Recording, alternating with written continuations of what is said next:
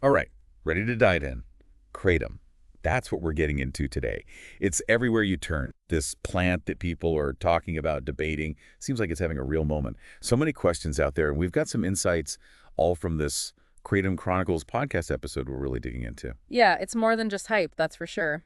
This plant's got a history and a story. We're going to break it all down. What makes kratom tick, why it's got people so interested, and of course, got to talk about the important stuff, the nuances. Can't forget those. For sure. And honestly, one of the things that grabbed my attention right off the bat, learning this kratom stuff, it comes from a tree, Mitragynous speciosa, to get all scientific. But get this, same family as coffee? Who knew? That's right, the coffee connection, good place to start. Southeast Asia, that's where it's from, used traditionally, and I mean for a long time. And just like its, well, distant coffee cousin, kratom can give you a boost. Energy, especially at lower doses. See, now this is where it gets interesting for me. Coffee on steroids, that's what I've heard it called. Intriguing. Absolutely. It's a little intense. Maybe. What's the reality check here? The comparison makes sense, I get it. A lot of people, they say they feel energized, focused, motivated even, after taking kratom. Sounds familiar, right? That morning coffee feeling. But, and this is key, kratom supposedly does all that without the jitters, the anxiety that some people get from caffeine. No thanks. Hold on, wait. Game changer. I mean, so many of us rely on coffee, but those jitters, pass.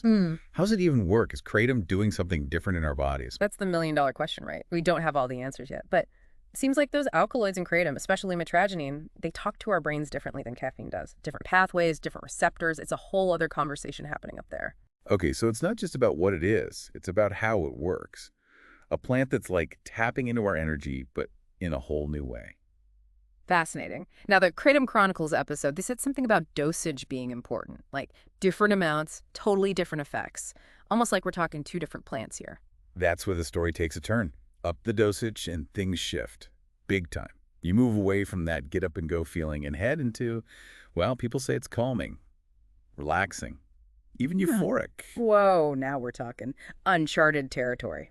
So is kratom like your morning coffee and your evening glass of wine all rolled into one leafy package? It's tempting, isn't it, to compare it like that? And in some ways, it seems to fit. People reach for a glass of wine to unwind after a long day, and some kratom users, they find the bigger doses, they bring on that relaxation, but without the downsides. The sluggishness, the hangover, who needs that? See, this is what I'm talking about, those light bulb moments. But let's be real. Every coin has two sides, right? Before we get ahead of ourselves, we got to talk about the potential downsides here. Yeah, 100%. Kratom has a long history, sure. And yeah, lots of positive stories out there, but gotta be real. Anything that messes with your system, there can be consequences, especially if you're using it a lot or really heavily. Exactly. It's all about being informed, knowing the whole story, right? Yeah. One thing that comes up a lot is, dependency. It's not like some substances where it grabs you right away, but kratom can be habit forming, especially, well, if you're using it all the time, long term. So you wouldn't just treat it casually, like grabbing a soda whenever you're thirsty. This is about respecting it, right? Of the plant and how it affects you. Exactly. I mean, you wouldn't drink coffee nonstop all day, every day, would you? No way. That'd be a wreck. Speaking of coffee, though, it's normal, right? Grabbing coffee with friends, meeting a coworker for a little caffeine boost. What about kratom socially? They called it a social lubricant in that Kratom Chronicles episode, which really got me thinking.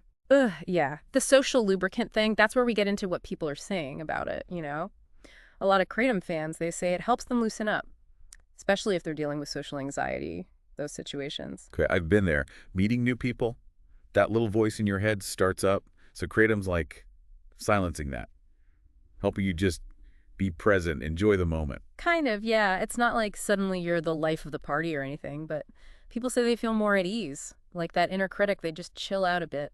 And then real connections, those can happen easier. Interesting. Not about changing who you are, more like taking down the walls a little.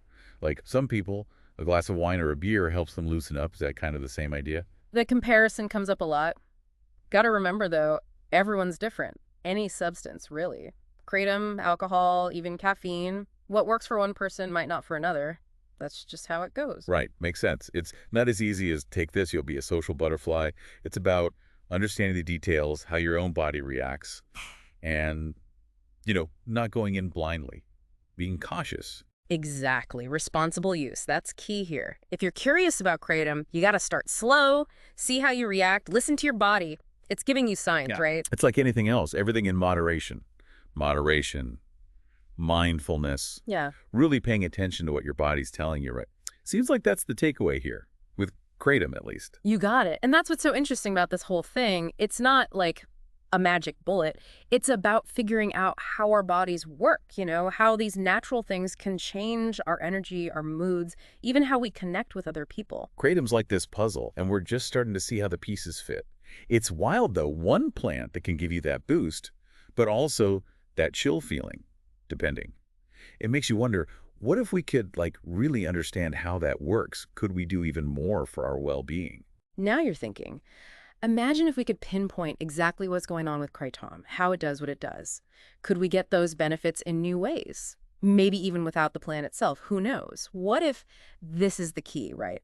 To understanding energy, mood, social comfort in ways we haven't even thought of yet. Whoa. Okay, now that is a question, something to think about. It's like kratom's just the beginning. There's a whole world underneath waiting for us to discover it. Exactly. And that's what's so great about these deep dives. We're not just skimming the surface here. We're diving in, asking those what-if questions. So there you have it, our deep dive into the world of kratom.